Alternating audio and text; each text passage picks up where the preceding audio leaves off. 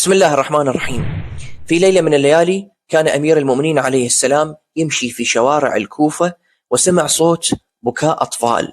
طرق الباب، طلعت امرأة سألها شنو هذا صوت البكاء؟ قالت بالحقيقة هذول أيتام أطفال جياع ويبكون من شدة الجوع وأنا ما عندي شيء أقدمه لهم. فالإمام لاحظ أكو قدر ماء يغلي في ساحة الدار، فسأل هذا القدر شنو؟ قالت بالحقيقة أنا ما عندي شيء، بس خليت هذا الماء يغلي حتى الأطفال شوية يهدؤون، يتصورون أكو طعام، يهدؤون من البكاء، عسى ولعل ينامون وباكر يصير الصبح والله كريم. فالإمام تألم، قالها انتظري أنا أروح وأرجع. الإمام راح جاب شيء من الطعام، شيء من اللحم والتمر والخبز، ورجع انطاها هذا المقدار من الطعام، قالها طبخي وأنا ألاعب الأطفال.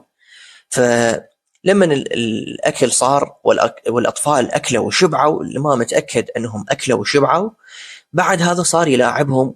الخادم كان موجود ويشوف الإمام.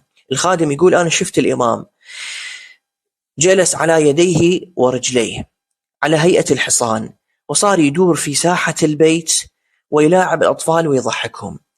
بعد هذا انصرف ورجع إلى بيته. فبالطريق الخادم يقول أنا سألت الإمام، قلت له هسه أنت شفتهم جياع يبكون وما رجعت إلى بيتك إلى أن تأكدت أنهم شبعوا، هذا التصرف ليش؟ أنت أمير المؤمنين وحاكم على الناس وبهذه المنزلة، ليش تصرفت بهذا التصرف؟ تجلس على يديك ورجليك وتلاعبهم وتضحكهم، شنو السبب؟ الإمام قال بالحقيقة أنا دخلت هذا البيت وشفتهم يبكون وهم جياع، فما حبيت أطلع إلا وهم شبعانين ويضحكون. سلام الله عليك يا أمير المؤمنين.